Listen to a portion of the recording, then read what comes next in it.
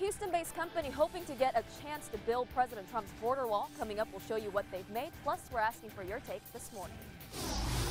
We're talking about a brand new app that has some parents worried. Why the innocent idea behind the app could have troubling issues for teens and their parents. And grab that jacket. It is a chilly start to the day. Clear skies for your second spring break week. Lots of sunshine in the forecast. Astros visit the White House, or at least some of them did. The no-shows and the behind-the-scenes moments from the players themselves. All right, you guys, I'm with a real-life cowboy. This is Curtis. He's trying to teach me how to rope. It's all wrong, but let's just see if I can get anything. I didn't even touch it. I didn't even touch the doggone thing. The lesson continues. The struggle is real. KHOU 11 News This Morning starts now. We believe in you, Sherry Williams. We believe in you. Good morning, everybody. I'm Lisa Hernandez. I'm Brandy Smith in for Russ. It is Tuesday, March 13th, and this morning we are talking about President Trump's proposed border wall. He's headed to California today to take a look at some of the prototypes. Yes, so this morning we want your take. Do you support building the border wall? You can vote now on our mobile app. We'll have more on the proposals in just a moment. First, we want to check in with Cheetah. Good morning, guys. Grab the jacket for your Tuesday. We are in the 30s and the 40s.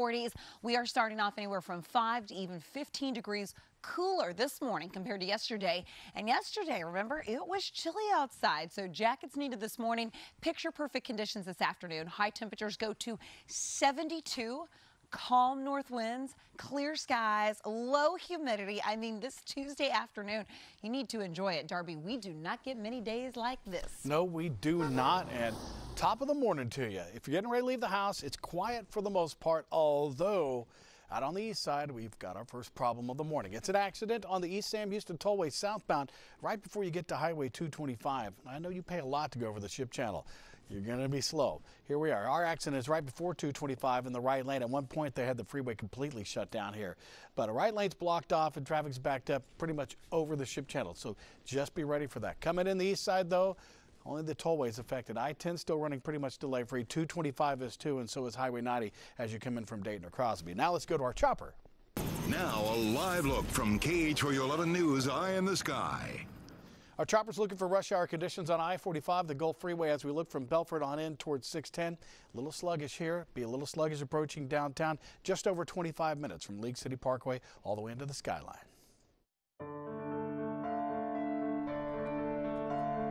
This morning, investigators are desperate to find whoever is responsible for 3 separate package explosions in the past 10 days. Experts are calling those explosives sophisticated, and as you can see from this map right here, they appear to have been planted randomly across Austin.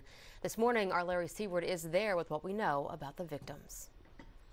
Good morning. Austin police still working with the FBI and ATF. No known motive, no suspects certainly named at this point. Behind me, you can see this is still a crime scene here near the latest explosion where a 75-year-old woman was hurt and is in critical condition at last check. 2 people killed, 2 people hurt in the last 10 days in package bomb explosions. This one again here in a neighborhood on the southeast side. Again, authorities say that all of the packages that exploded are all average size. They do not know what type of explosive was used. They believe they are all linked together. They do not know the person or persons behind it, but again, that is something they are still digging into and hope to have more information later this morning. Some of the neighbors here waited until the wee hours of the morning before they were able to get back into their homes. There is still that much work to do. In Austin, I'm Larry Seward. Back to you. Well, Houston Police Chief Art Acevedo used to be the chief in Austin, and you can tell that this has really hit close to home for him. He tweeted, "We live in a day and age where we all need to come together to keep our neighborhoods, city, state, and ultimately our nation safe.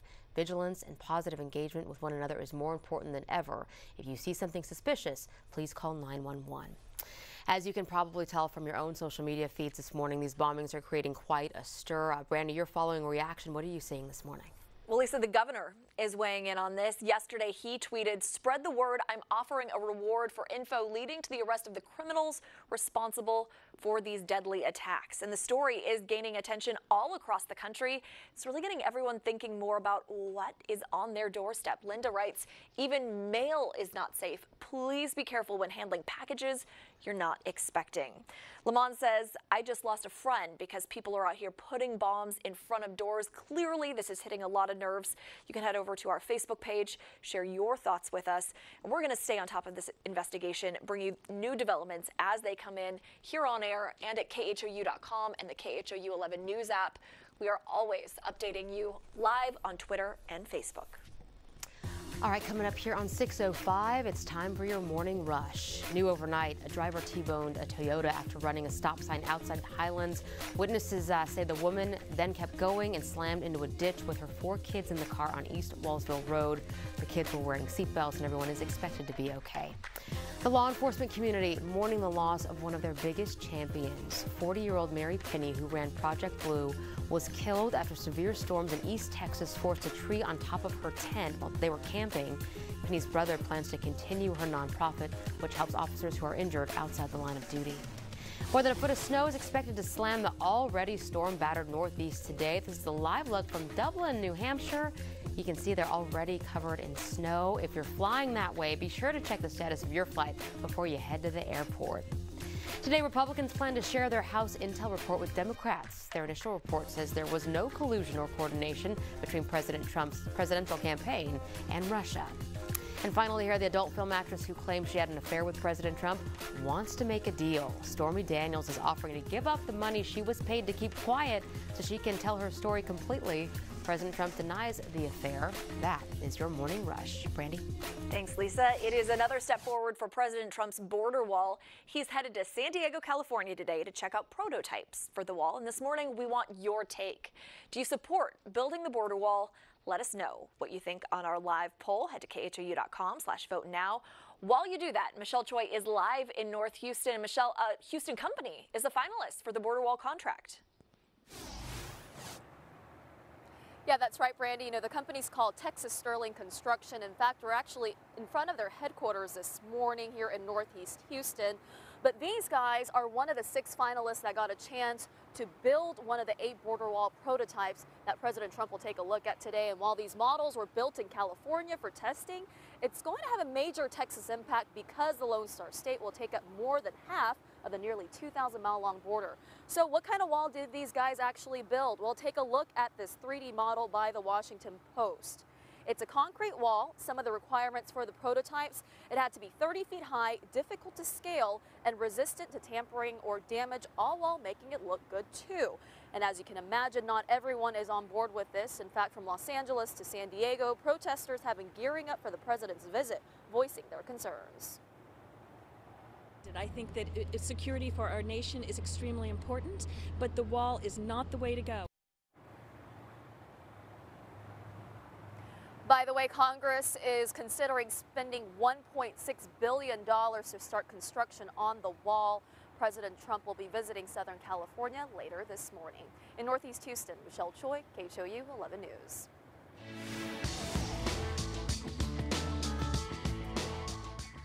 Good morning. The one thing you need to know for this spring break is lots of that sunshine to be expected. So if it's a beach afternoon, maybe this morning keep the sweatshirts handy, but by the afternoon, we'll be talking mid-60s in Galveston. South Padre, you're in the upper 60s. We'll talk more about the rest of the week. And when this weather pattern starts to change, here's the check of your traffic.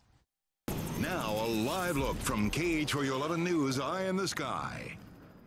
And the one thing you need to know in traffic is this. This is an accident on the East Sam Houston Tollway as you head southbound right before you get to Highway 225. 4 vehicles involved currently. All lanes are blocked off as wreckers try to hook up and get it off the freeway. You're backed up over the ship channel. More details coming up. Okay, Darby, thank you. The Astros are back at spring training after a very special day yesterday, a visit to the White House. Doug Maloney is here now to show us how they were honored and what fans are saying about it. Doug? Yeah, the team met the president, President Trump, in the East Room of the White House. He had a lot of praise for the World Series champs. The Houston Astros, and what a team, because I watched our Yankees, and the Yankees were good, and they were tough. They were about as tough as anybody, but you guys were just a little bit tougher. So congratulations. So the president went on to thank the team for their show of spirit after Hurricane Harvey. And of course, the team had a gift for the president too, a jersey with his name on it. A couple of players were not there, including shortstop Carlos Correa. The team said he had family obligations. Taking a look online, I like what some of the players were tweeting, and the team themselves were tweeting from behind the scenes. Houston Astros tweeting, "Thank you to the White House for hosting us today." You can see a couple players there playing in the curtains and the drapes of the White House. Justin Verlander tweeting this great shot of him looking very presidential, I might say. And Yuli Gurriel also looking presidential. I love this photo. He tweeted this saying, "La piña for president," the pineapple for president. What a great shot. Of course, you can't be at the White House without getting a little political. Some people saying, was there any truth behind Altuve's face? Could this just been a moment, a candid snapshot, just one of his glimpses? He didn't smile a lot while he was there, so some people wondering if there was something behind that. But a happy Texans fan tweeting out, "Great honor for the Houston Astros, the Cajun Navy, Mattress Mac, and the city of Houston. Good speech from President Trump as well." So a big show of support. That was our most watched live stream yesterday on the KHOU News Facebook page. People just wanted to see how that would go down. A lot of people were like, "Why did the president have to mention the Yankees, though?" Maybe that's why he was getting that stare from some of the players. He's got a rep for New York. You know how it goes. All right, Doug, thank you very much.